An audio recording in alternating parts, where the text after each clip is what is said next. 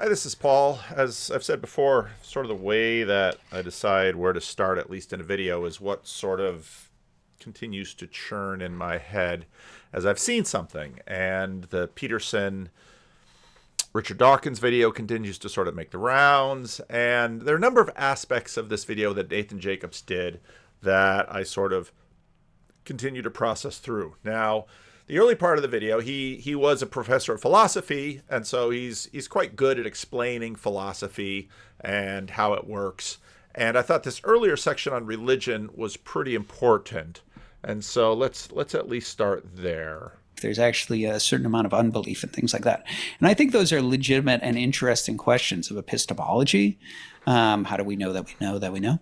I think they are interesting questions even of religion when it comes to matters of faith. And what does faith actually look like in some sort of an active sense? To say that you believe in Christ or you have faith in Christ or something like that. I think those are legitimate and interesting questions. But the worry that a lot of people had was that Jordan is just being evasive. Right. And that maybe this is a way of avoiding the answer to the question because maybe he doesn't really believe, right? Something like that. And for my part, I took Jordan to be very sincere as somebody who was on some sort of spiritual journey. And that seemed to be authentically what was going on. It seemed that Jordan maybe wasn't sure what he believed or didn't believe with regard to God. It seemed that he definitely believed that there was this burgeoning sort of something that's pointing in the direction of Christianity. Now, I agree that I think Jordan continues to be on his own journey, as we might say colloquially. And I think Jordan is sincere in terms of what he says about what he thinks and what he believes. And I thought he was very sincere and honest in the conversation with Richard Dawkins and Alex O'Connor. That doesn't mean that it isn't worth talking about. It just means he's not lying. He's still figuring things out. He's still wrestling with a lot of these questions. That somehow the biblical story and the patterns and symbols there seem to be true in some really profound way. That maybe the ways in which, our study of human behavior and psychology and things like that tell us, we ought to live are starting to map on top of, the sorts of things we see in Christianity. And it seemed like there was a certain driving force that was moving in this direction of like, maybe it does that because it's true, right? And so I sort of just accepted that Jordan's answer was reflective of somebody who is on a spiritual journey, who probably was in a bit of an agnostic space, but an agnostic and seeking space. But now we get to my suspicion. And this was a suspicion that anybody who's known me for years, since Jordan Peterson first emerged and asked me privately what I think about his views, has known this worry, this suspicion that has lived in my mind with regard to JP. And that question is this: is Jordan Peterson non-realist? And my Okay, now, if you've watched any of Nathan's YouTube channel or listened to any of his podcasts, you know that this is his deal. Realism is his deal. And, maybe Nathan and I, we were going to talk again after ARC. We spent a lot of time hanging out at ARC. I understand why he's on the particular crusade he's on. I don't know if his realism, nominalism thing necessarily governs. I'm not sure. Even though, of course, many people have sort of these concerns, there's sort of a position that they hold. It gets into this question of how do these spirits hold us? Let's imagine a spirit of realism and a spirit of nominalism, and how these spirits then impact people in terms of what they believe and, more importantly, how they behave. How do these things flow? So let's listen to some more. suspicion has been yes. Okay. That has been my suspicion and my worry with regard to Jordan. So what does that mean for those who are unfamiliar with non-realism? let me give you this, right? Like, just sort of the back napkin, quick and dirty version is basically this. The non-realism tends to think that there is something very useful about religion and about religious symbols and practices and stories and things like that, but they're not true, right? But because they're so useful, we really should live and promote religion and Now, of course, anybody who's followed Jordan carefully, I mean, Nathan has followed, he talks about this in the video. He's followed him lightly. I followed Jordan quite a bit more carefully. Of course, the first conversation he had with Sam Harris got mired down into the question of what is truth.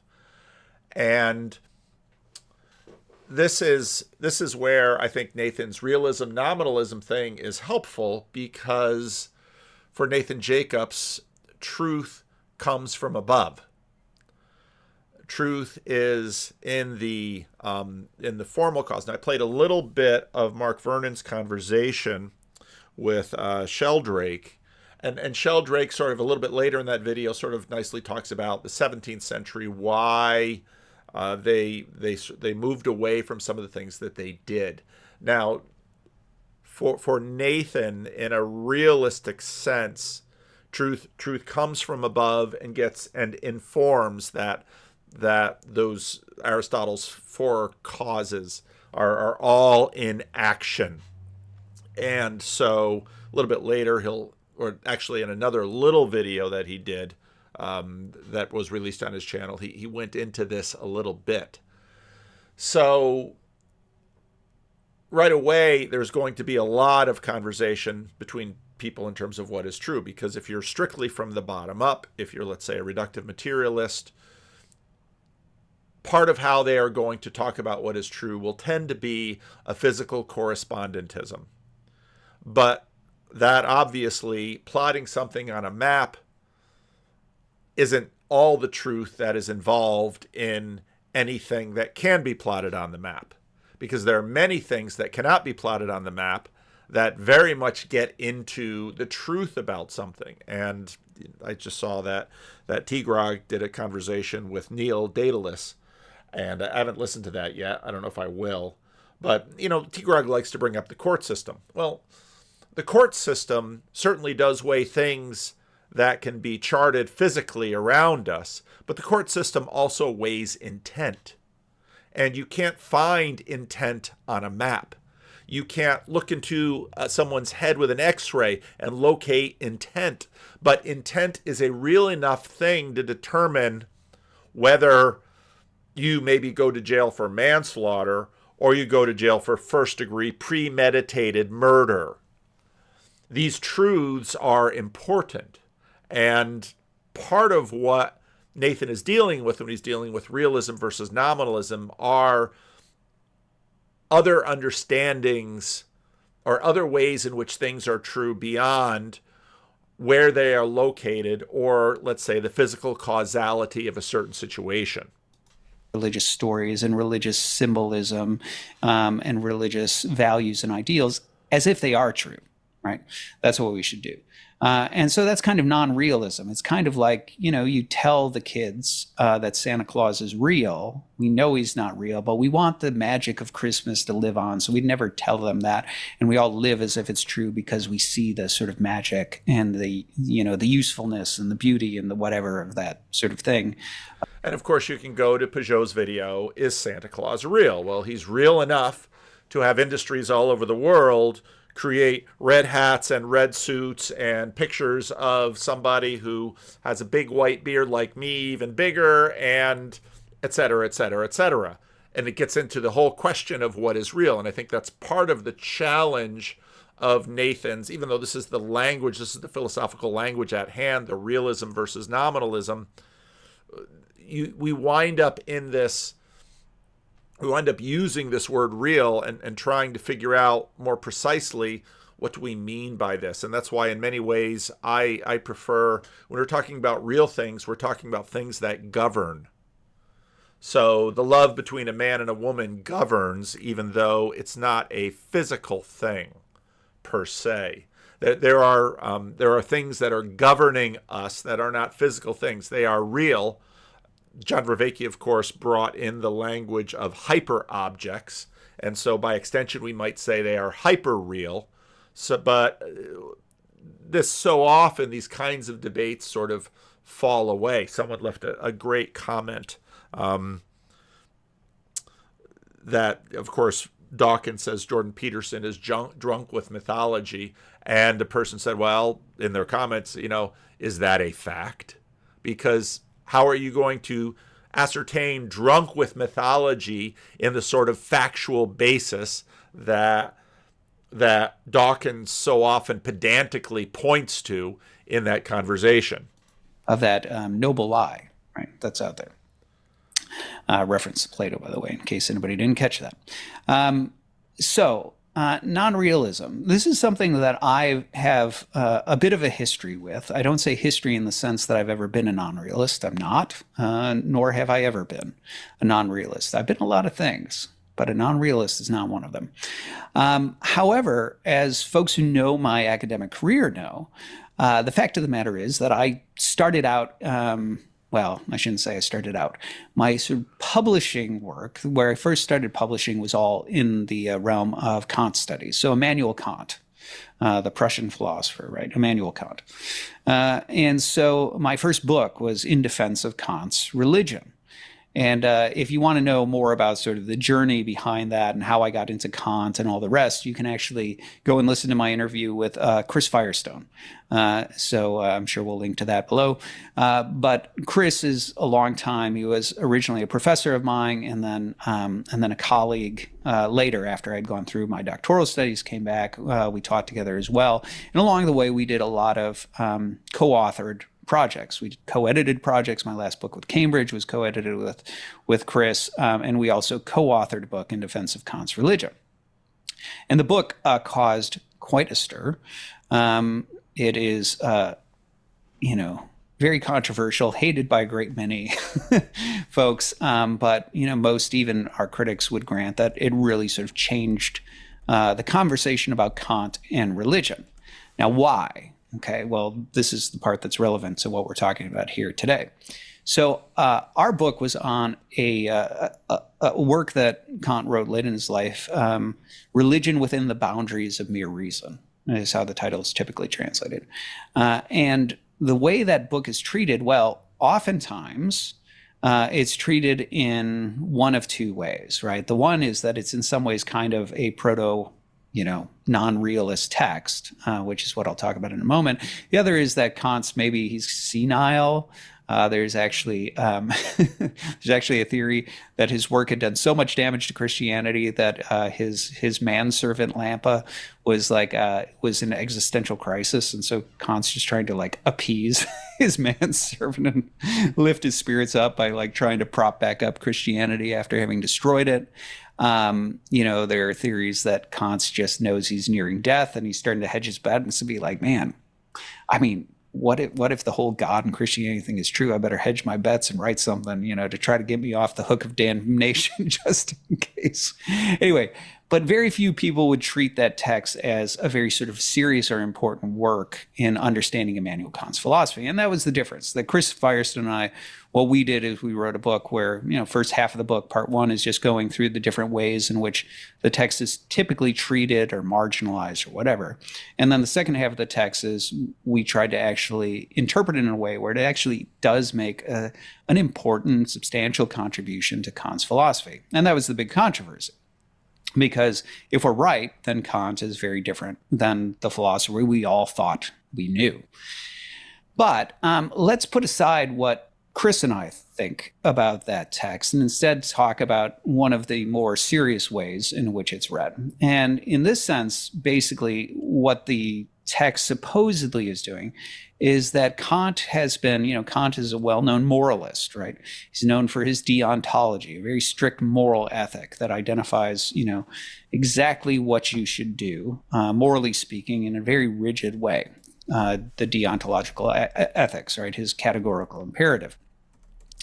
And so, Kant is sort of the quintessential figure that, you should never lie. At least that's how he's sort of often treated, right? That there are no caveats in that way, whether that's true or not. That's kind of, he's a strict moralist. And And yet, with that, Kant, for all of his talk about us being able to discern the moral law, about us having the free capacity to obey the moral law, for us being capable of becoming sort of morally upright and virtuous beings, in his religion text, he starts to talk about these certain peculiar weaknesses that humanity has. He talks about this condition by which, even though we should have a disposition where we treat the moral law as like supreme, like when asking what I ought to do, I shouldn't really consider other incentives. Like the only question is, what does the moral law demand? And all other considerations, whatever they may be, that compete with the moral law should be subordinate to it, such that the moral law always wins out. If you're really a virtuous, morally upright person, that's what should happen. And yet humanity doesn't operate that way. And so in there. Now, one of the huge issues going on right now is, of course, morality. What is it? Is it real? Are you a moral realist?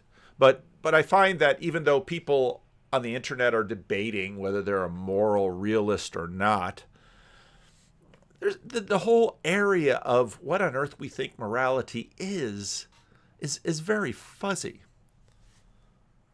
Now, C.S. Lewis, in one of his more popular books, Mere Christianity, begins by arguing that people have a sense of morality.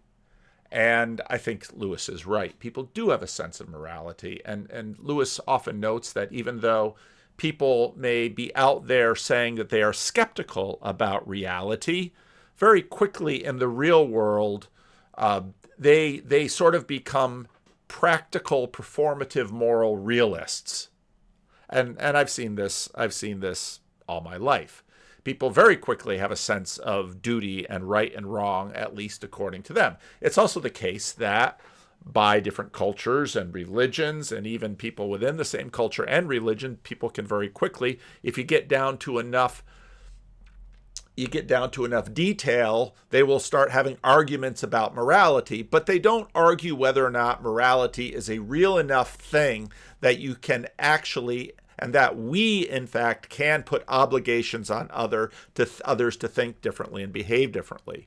At the beginning of his book, The Problem of Pain, I find Lewis is very interesting because he starts with the numinous and starts talking about how this numinous realm, which is sort of spooky and strange, it also sort of has that sense to it. And then he finds, then he starts connecting the numinous and the moral. The numinous is not the same as the morally good, and a man overwhelmed with awe is likely, if left to himself, to think that the numinous object beyond good and evil. This brings us to the second strand or element in religion. All human beings that history has ever acknowledged some kind of morality, that is, they feel towards certain proposed actions and the experiences expressed by the words I ought or I ought not. These experiences resemble awe in one respect, namely that they cannot be logically deduced from the environment and from physical experience of a man who undergoes them. You can shuffle I want and I am forced, and I shall be well advised, and I dare not, as long as you please, without getting out of them the slightest hint of ought and ought not. Because all of those things are sort of, they have ends in mind, and this is what Nathan is talking about in terms of these deontological little Kant's deontological ethics often refers to Kantian ethics. It's a moral philosophy developed by Immanuel Kant. It's duty-based, meaning it emphasizes the importance of following moral rules or duties rather than focusing on the consequences of actions. And all of those things that Lewis is pointing to are pointing to the consequences. Well, if I want to be healthier, I should eat right. And Lewis is saying that is a very different from just the plain I ought to eat right, because very quickly people will say, well, is that a moral duty? And that moral duty you're going to be finding is going to be connected to other things like, well, if in fact my body is the temple of the Holy Spirit and I am to take care of my physical body, then I ought to eat right. Now suddenly I have a duty to God. And once again, attempts to resolve the moral experience onto something else always presuppose the very thing they are trying to explain, as when a famous psychoanalyst deduces it from prehistory parricide. If the parricide produces a sense of guilt, it was because men felt that they ought not to have committed it. If they did not feel so, it could produce no sense of guilt. Morality, like the numinous awe, is a jump. In it, man goes behind anything that can be given in the facts of experience. And it has one characteristic too remarkable to be ignored. The moralities accepted among men may differ, though at bottom not so widely as claimed. Of course, if you get to the appendix for the abolition of man, you have Lewis's famous treatment of the Tao. But they all agree in prescribing a behavior which their adherents fail to practice. All men alike stand condemned, not by alien codes of ethics, but by their own. All men, therefore, are conscious of guilt. The second element in religion is the consciousness not merely of a moral law, but a moral law at once approved and disobeyed. This consciousness is neither a logical nor an illogical inference from the facts of experience. If we did not bring it to our experience, we could not find it there. It is either an inexplicable illusion or else revelation. The moral experience and the numinous experience are so far from being the same that they may exist for quite a long time without establishing a mutual contact. In many forms of paganism, the worship of gods and the ethical discussion of the philosophers have very little to do with each other. The third stage in religious development arises when men identify them, when the numinous power to which they feel awe is made the guardian of the morality to which they feel obligation. Once again, this may seem to you very natural. What can be more natural than for a savage hunted at once by awe and by guilt to think that the power which awes him is also the authority which condemns his guilt? And it is indeed natural to humanity, but it is not the least obvious. The actual behavior of that universe which the numinous haunts bears no resemblance to the behavior which morality demands of us. The one seems wasteful, ruthless, and unjust. And in many ways, by the new atheists, the condemnation and dismissal of the numinous is exactly that. It's wasteful, ruthless, and unjust. That's why the numinous must be dismissed. But they don't give up on the moral. I was just listening a little bit to Ben Shapiro and Harris debate Donald Trump versus the other Harris. And it was a fascinating thing to listen to. Both very good, a lot of pretty amazing and high-level rhetoric in that little debate on the Fair Press. The other enjoys upon us the opposite qualities, nor can the identification of the two be explained as wish fulfillment, for it fulfills no one's wishes. We desire nothing less than to see that law, capital L, whose naked authority is already unsupportable, armed with the incalculable claims of the numinous. Of all the jumps that humanity takes in its religious history, this is certainly the most surprising. It is not unnatural that many sections of the human race refused it. Non-moral religion and non-religious morality existed and still exist. Perhaps only a single people as a people took the next step with perfect decision. I mean the Jews. But great individuals in all times and places have also taken it. And only those who take it are safe from the obscenities and barbarities of the unmoralized worship or the cold, sad self-righteousness of sheer moralism. Judged by its fruits, this step is a step towards increased health. So, okay. When you get to Peterson and Dawkins arguing, morality just lurks beneath the whole thing. It lurks beneath all of those. Dawkins might dismiss the numinous, but he's there for the morality. Now, so here we get into Kant, and now we're going to get into Hegel. But what's interesting is what he has to say about One of the things that even those who wish to dismiss the numinous can't dismiss is that the vast majority of the people with whom they share a globe, and these people who have now been given the rights to vote and therefore to have a say in the political atmosphere, well, maybe one should step once again into the numinous in service, perhaps, of morality, even though, once again, if you're really an ardent, reductive materialist, morality continues to be a problem. I made a video a little bit ago about Alex O'Connor and sort of his emotive morality, that, well, morality is what people feel. And I tend to look upon that as what C.S. Lewis looks upon in terms of instincts. Yes, people feel morality, obvious, and Lewis in The Problem of Pain would say morality is in some ways analogous to our sense of the numinous. We have a sense of the numinous and a sense of the moral. And in some ways, they are analogous to our five senses. We have a moral sense of things.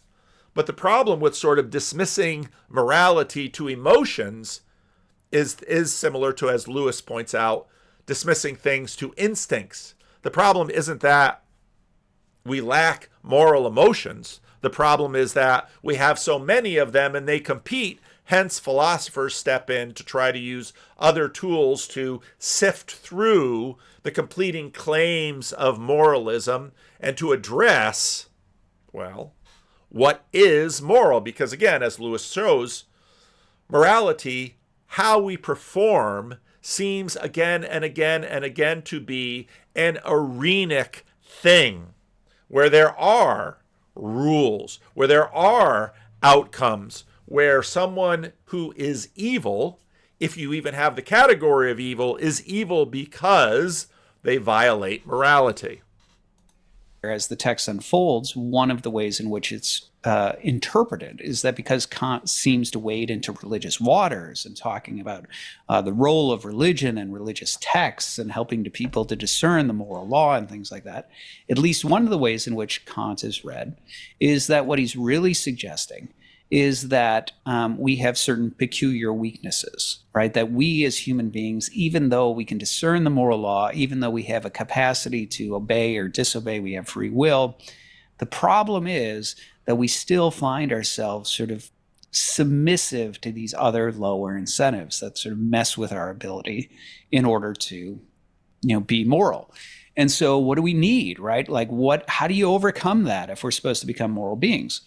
And Kant's solution, again, on this reading, which is not the reading of the religion text that I hold, but at least one reading of what's there, is that Kant is suggesting, well, part of what we need is we need symbols, right? We need symbols that sort of inspire us and hold out to us this sort of life we ought to live. And here we get him describing something like an idyllic divine figure who, who lives the perfect moral life and endures death on a cross and so on.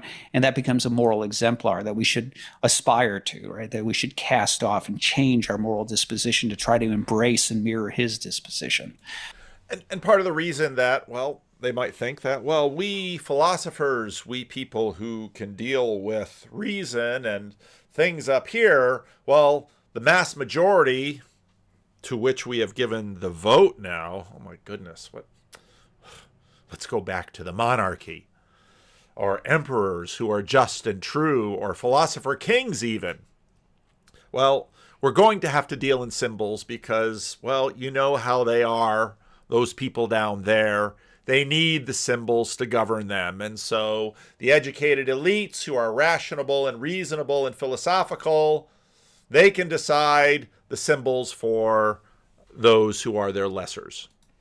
But we also need a moral community to help us. And so this is where we kind of need like people to come together around this sort of idyllic, moral aim. And that's kind of like a church, right? And then what we also need is we need other symbols, right? Other symbols around us, religious symbols that, really sort of help inspire and instill in us that moral inkling, that moral ideal. And in terms of texts, right? Well, yeah, we need texts that carry a certain mythos to them, right? A text that we can look at and be like, this is the word of God. Now, of course, over time, what that text may have meant, it might be. Now, I love this section of the video because he's basically laying out, well, this is why we got to keep religion around. And this is why we have to manage our religions. And this is why, whether or not you believe it, well, this is the thing we do because we have to keep the people in line, and these are the things we do. But now the morality doesn't really come from religion. The morality comes from reason.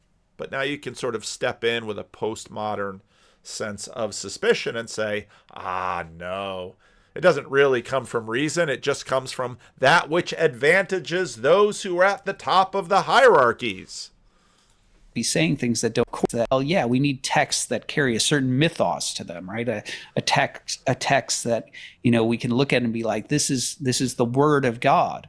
Now, of course, over time, what that text may have meant, it might be saying things that don't adhere to the moral law, but that's okay, because what we should have is people who know the original languages, who can offer us sophisticated rereadings of the text that help that text align with the moral law, and that way they. This is just a lovely section of the video because we don't have a magisterium anymore. We don't have a pope or a metropolitan or an archbishop who has the authority to interpret the text for the people. We need experts, and so we need universities to give us people with advanced degrees who can help explain to us that. And just within this little section, there's there's just so much history of the church going on. And because, of course, once you have these experts that are explaining to you what the text really says, you will have, we've been talking about the Second Great Awakening a bit. We've been talking about the rise of the progressive movement in the 19th century, and we've talked about the temperance movements. We've talked about Alcoholics Anonymous. At some point, you're going to have people that say, F the experts, I'm going to read the text for myself. And so you have this enormous pile of conversation and movement going on. They can propagate that from the pulpit, and they can instill in the people, proper moral guidelines. And so, in other words, what you end maybe I should let him finish. Up having, the picture that starts to emerge out of this reading of Kant, is the idea that you have people who have, that even though we should be, sort of striving for the moral ideal, regardless of religion and regardless of religious texts and regardless of symbols and things like that, humanity just has this sort of innate weakness. And the way we shore up that weakness is really with religion, right? Something like religion, that what you need is you need a moral community, you need symbols that represent moral ideals, things that inspire and offer some sort of underlying inspiration to sort of propel us forward, sacred texts that we can hear and be inspired by. And of course, if those sacred texts or those symbols don't align with the moral law, we just fix it, right? We just sort of reinterpret them in a way that does align with the moral law. Because at the end of the day, all of the... And because, well, certainly those people, Lewis would call it chronological snobbery, certainly those ancient people, they didn't have all that we have in terms of figuring out the moral law. Slavery was running rampant, and all sorts of bad things were happening then. Not like today where we fixed a lot of those things, because obviously we've been progressing towards this morality. But again, so much of this is so interesting because, okay, well, where does this morality come from? And he's going to go into Hegel and he's going to a bunch of things. But I thought this section on Kant was really wonderful for just sort of setting up, well, what does the world look like? And how should the world look? Well, we have the really smart people who can tell us what morality is, even if they can't tell us where it comes from. Just like we have the really smart people that can tell us what the laws of physics are, even if they can't tell us where the laws of physics come from. And what we should do is then sort of jigger society and employ the symbols and the myths and all of these things to make sure that the people act morally. Why, again, should the people aspire to act morally? Is it in their self-interest? It is in the interest of society? Again, Lewis plays with all these kinds of ideas a lot in The Abolition of Man and The Problem of Pain. I can think of The Abolition of Man many times, Humanity must be preserved. But we've gotten to the point where plenty of people are saying, why?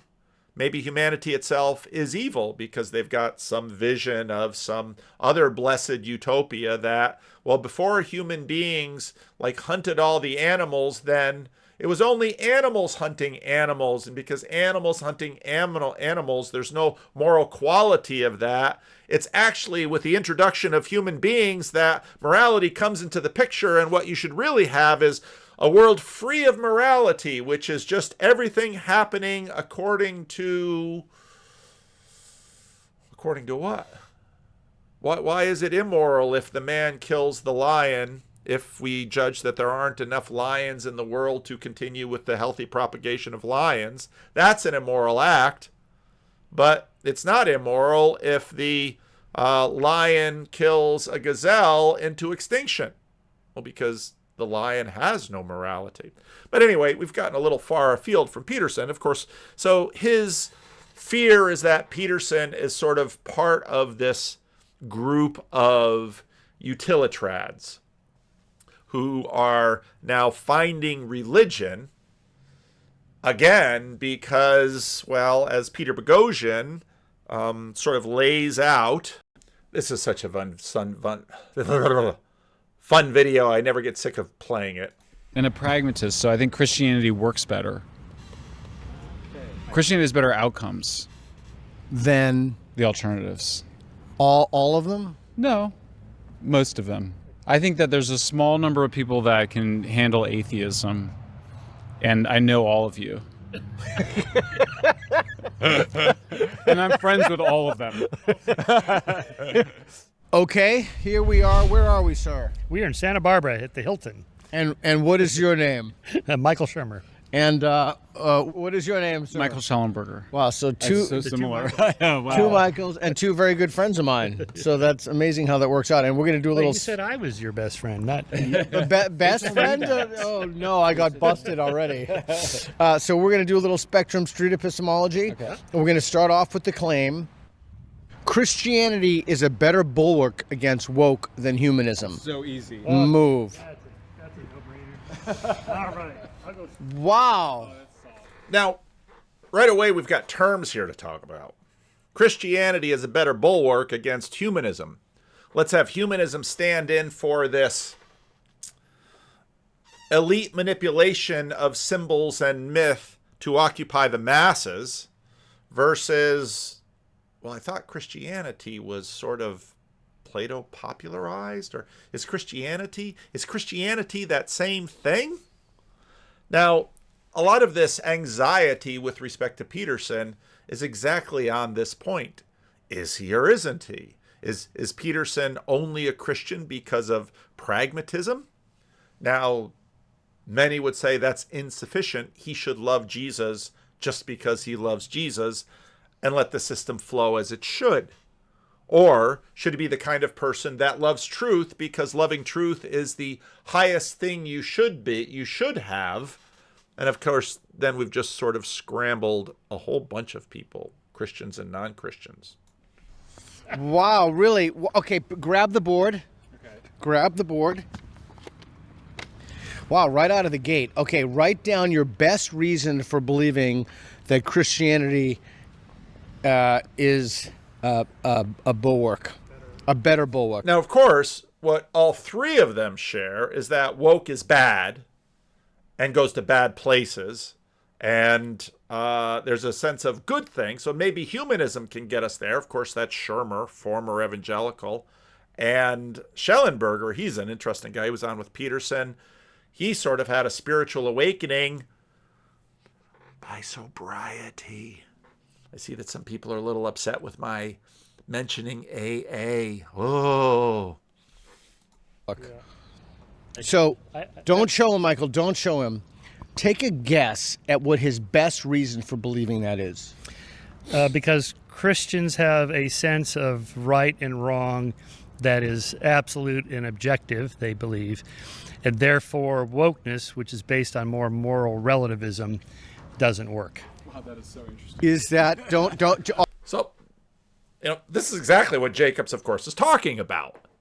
Because, well, Christians believe that are basically moral realists, and wokies are moral relativists. I don't think that's true. I think wokies might, if you ask them, they might say they're moral relativists, but they sure act as if there are real things at stake. And this is where sort of, I understand Nathan's structure here, but I think it'd be fairly easy to call a lot of wokists nominalists, but they sure act like realists. And a bunch of realists sometimes can act a lot like nominalists.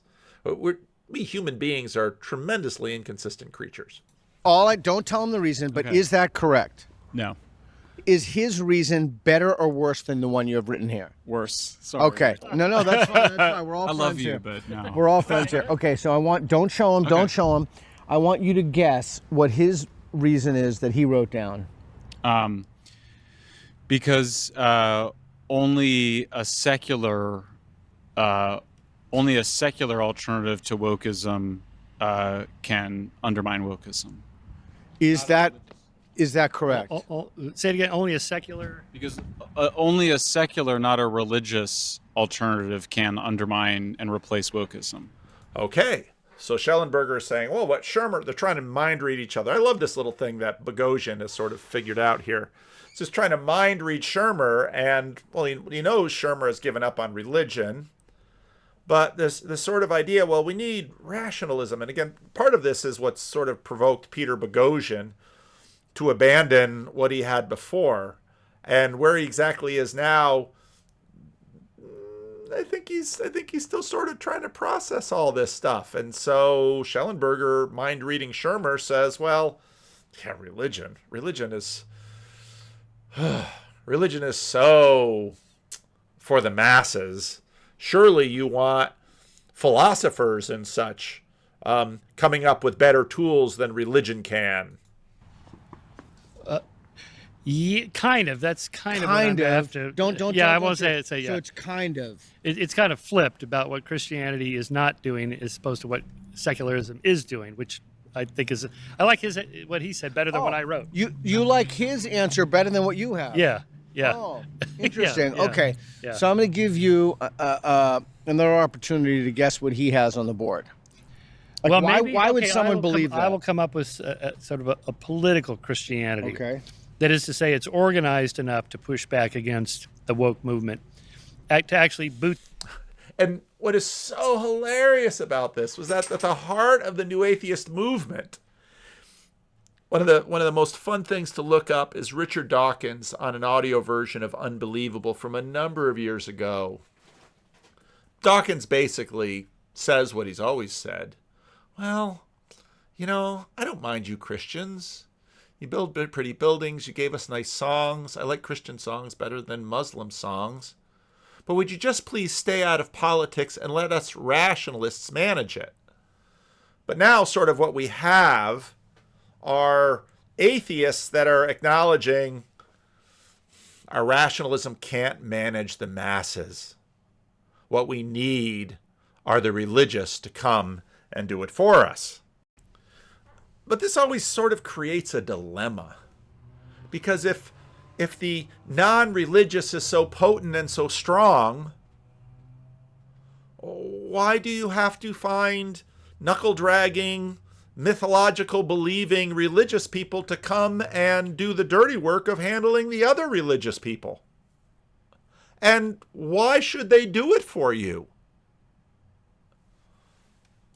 Boots on the ground, do something about it. Is what he said correct? No. Woke political Christianity. Okay. That is to say, it's organized enough to push back against the woke movement, to actually boots on the ground, do something about it. And so, okay, so yeah, and I hear this all the time. My one appearance on Unbelievable was with a guy who wanted to organize atheist churches. And the poor guy is a super nice guy. He's just so frustrated because he's like, and I agreed with him, this should be our time. All these people are deconstructing from religion, and they're all saying we need community, we need ethics, we need all of the things that religion can give us. And so we've set up these atheist churches, and they won't come. Why? Well, they didn't say it. We've banished the numinous. And as Clay Rutledge and many others have noted,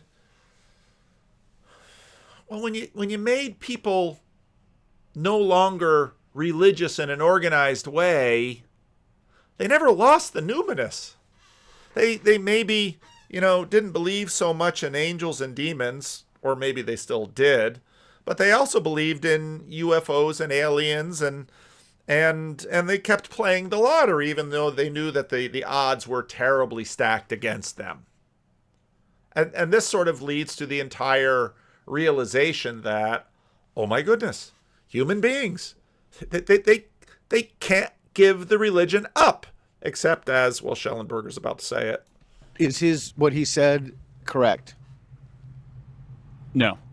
Okay, can you please share your answer with him? Sure. What is it? Should I read it? Yeah. Because the decline of Christianity resulted in the nihilism that led to wokeism. What do you? Pretty good, actually. Yes, that's a testable hypothesis.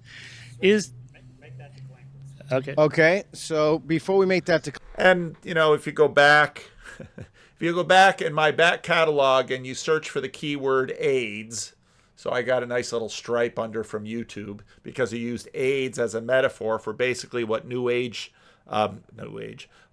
Atheism did to religion, and it made people susceptible. It's basically what Schellenberger just noted. I'm going to grab this from you. Sure. Can you please show him your answer? Yeah, mine is Christianity. I didn't write it very well. Christianity is not universal ethics to include all people, and it's too, what I really meant to say, it's too divisive. It's too judgmental. I see. Yeah. Okay, we're going to go over that one in a second. I'm going to grab He's obviously never been to a mainline church. this. The decline of Christianity resulted in the nihilism that led to wokeism. 5, 4, 3, 2, 1, move. On this one. Yep. Yeah, I think I'll move this way a little bit. Okay, so if you slightly disagree with that, is that consistent with the position of you I being may on? even go one more. Because, Okay. Because I happen to be a moral realist. I think there is right and wrong. I think there is objective reality, and I think the woke movement is simply wrong about what they think is true. And so at least the Christians have a sense of right and wrong. I don't think grounding it in supernatural beliefs is the right way. Secular humanism, Spinoza and Kant and so on, that's the way to ground it.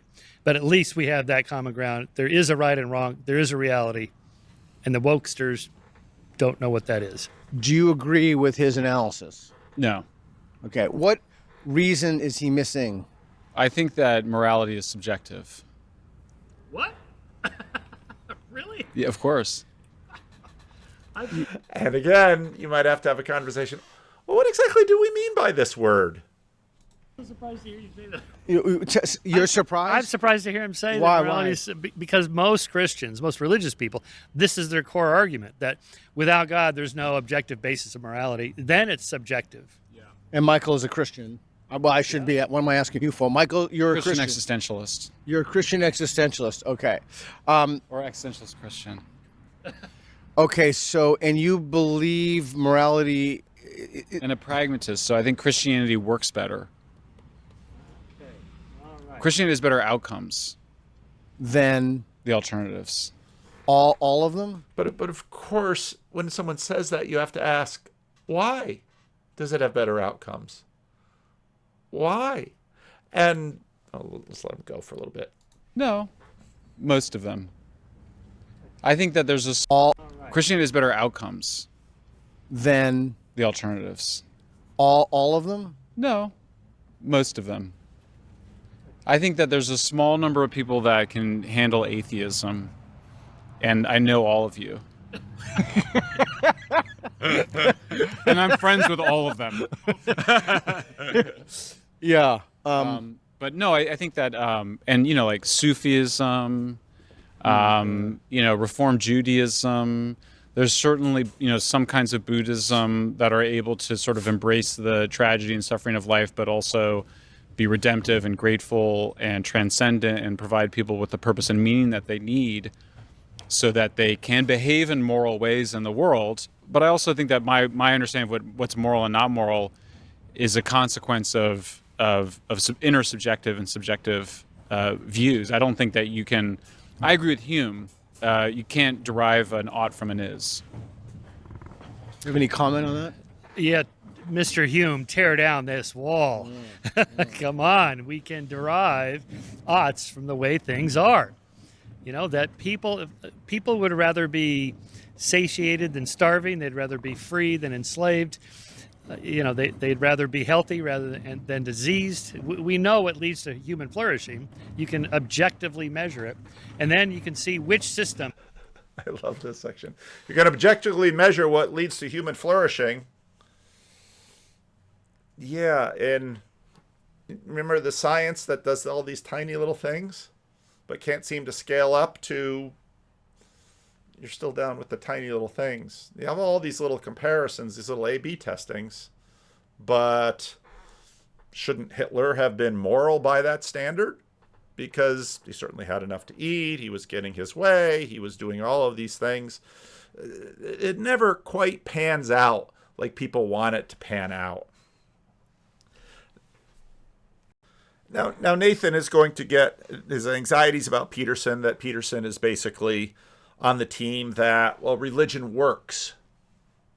And Peterson would certainly argue that, we need to have religion because we are in danger of losing Western civilization. So in that sense, it's fairly easy for Jordan to align with Peter Boghossian or Michael Shermer or Schellenberger, because they're all sort of on the same team saying we really need to get back to something that works better, and because what we've experienced in sort of late modernity is better than this vision that either Marxism or wokeism is promoting, therefore we have to stick with that. But Peterson's entire project has been in search of a realism through both science and mythology, because he would argue that mythology also arises from below. But he has always wondered and kept his lid open on his iron box of secularism, because he said, and you can go all the way back to his early conversations, he said, I can't close the top of the box. And he says, my project has always been to build it from below, because I want to appeal to those people who will not accept everything from above, only from below. Now, to use a little bit of Kierkegaard leap of faith, Kierkegaard's Peterson's daughter and his wife have taken the leap, but Jordan, of course, as Jonathan Peugeot noted, sort of has one foot on two continents that are going apart from each other. But the entire project is in jeopardy, and part of the reason that Peterson really wants to sit down and try the probably futile effort of talking to Richard Dawkins, as Peugeot pointed out on YouTube, is that he still has hope for morality or for modernity.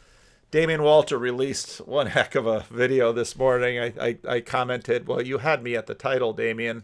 I want to present a political thesis for your consideration that relates to an upcoming political event of some importance, and to the wider sense of what the feck is going on this that I suspect most of us feel. The thesis is this: modernity is done. This doesn't mean the factories, shopping malls, the mechanized armies, and the mass media that modernity made are just going to poof, go away. Well, maybe the mass media. Newspapers and TV are definitely toast. But the promise of modernity, that we could logic our way out of every problem, build bigger and better machines, harvest efficiency gains, manage our human resources, that's done. The economics, the institutions, the politics and social formations of modernity are all played out and ready to retire. Whatever they could do for us, they've done. Now, modernity has been done for some time. We've been in the purgatory of post-modernity for around 3 decades. With one story ending and a new story yet to arrive, we're simply recycling old stories while we wait. Rebooting movies and rehashing political narratives. But now, in 2024, things have hit a crunch point. Automation is automating so many jobs that the whole idea of work on which modernity was built seems to be over. And AI, when it isn't taking the jobs, is taking up the leisure activities we kind of hoped would occupy our time. Can AI make art? No. Can AI make what most people make when we try to make art? 100%. The internet has made knowledge free, and all the institutions that deal with knowledge, the media, schools, universities, etc., are looking kind of redundant. Is it a good idea in 2024 to send your kid to a school that conditions them for factory and office jobs that no longer exist? Was it ever a good idea? Infinite growth on a finite planet was always going to be modernity's Achilles heel. You only need climate change-driven shifts in the water cycle to crash crop yields 2 years running, and you have mass starvation. But modernity's narcissistic obsession with our own apocalypse is also not playing out as planned. The population bomb is actually population collapse, and peak oil is actually abundant renewable energy. Wherever you look, both the facts and the narrative of modernity are coming apart at the rivets. And the problem is that while automation, free knowledge, and abundant energy are all potential miracles, we're all so conditioned to the model of modernity that we have no clue what to do about any of it.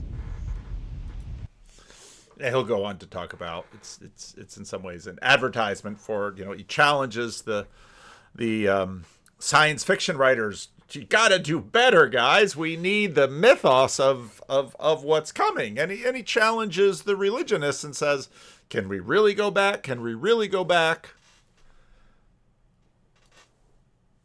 Now, a lot of what he's going to press them on are most of the same points that a lot of other channels have pressed him on. And most of us on one side of the line with respect to Christianity, with respect to this conversation, will say the physical world and the mythological world touch. And of course, Christians will say they touch in Jesus Christ, where the Word becomes flesh and tabernacles among us. And there are various ways and points to make on that point. And Peterson, of course, this has been presented to him again and again and again. And this is Jordan not really fully healed from the nightmare that we've heard some about. You can think about Christ from a psychological perspective, and the critic, my critic, this particular critic that I've been reading, said, well, that doesn't differentiate Christ much from a whole sequence of dying and resurrecting mythological gods. And of course, people have made that claim in comparative religion. Joseph Campbell did that, and Jung to a lesser degree, I would say, but Campbell did that. But the difference, and C.S. Lewis pointed this out as well, the difference between those mythological gods and Christ was that there's a representation of, there's a historical representation of his existence as well. Now, you can debate whether or not that's genuine. You can debate about whether or not he actually lived and whether there's credible objective evidence for that, but it doesn't matter in some sense because this, well, it does, but there's a sense in which it doesn't matter because there's still a historical story. And so what you have in the figure of Christ is an actual person who actually lived, plus a myth, and in some sense Christ is the union of those two things. The problem is I probably believe that, but I don't know. I'm amazed at my own belief, and I don't understand it. Like, because I've seen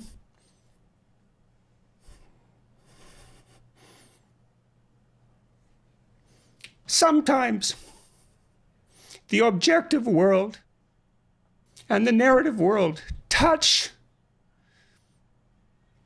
That's Jungian synchronicity. Yeah. And I've seen that many times in my own life. And so in some sense, I believe it's undeniable. We have a narrative sense of the world. For me, that's been the world of morality. That's the world that tells us how to act.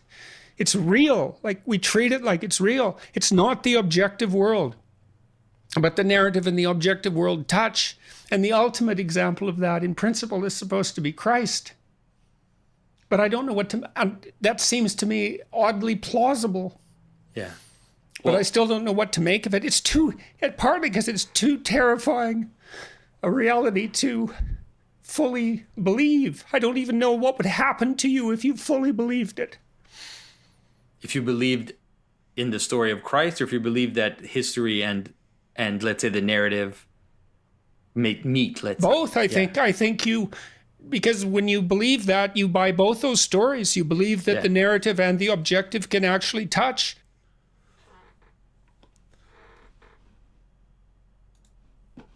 And so I think this continues to be where Peterson is at. I think he's further along the way. I think his work on the Exodus story, Genesis and Exodus, and I eagerly await his new book coming out.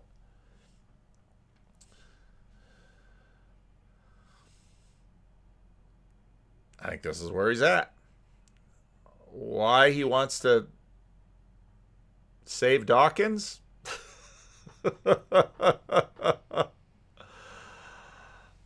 Alex O'Connor in the middle. People say we can't have nice things. So anyway, Nathan's video is a long one. He goes into a bunch of other things, and I really encourage Nathan to do a lot of this work, and I'm really glad he has. And then he ends with Lewis, of course, Men Without Chests. So link to Nathan's 3-hour video below. You can also get an audio version on the podcast version, which I'm sure you can drum up in your favorite podcast app. And the links to the other videos there below. Let me know what you think.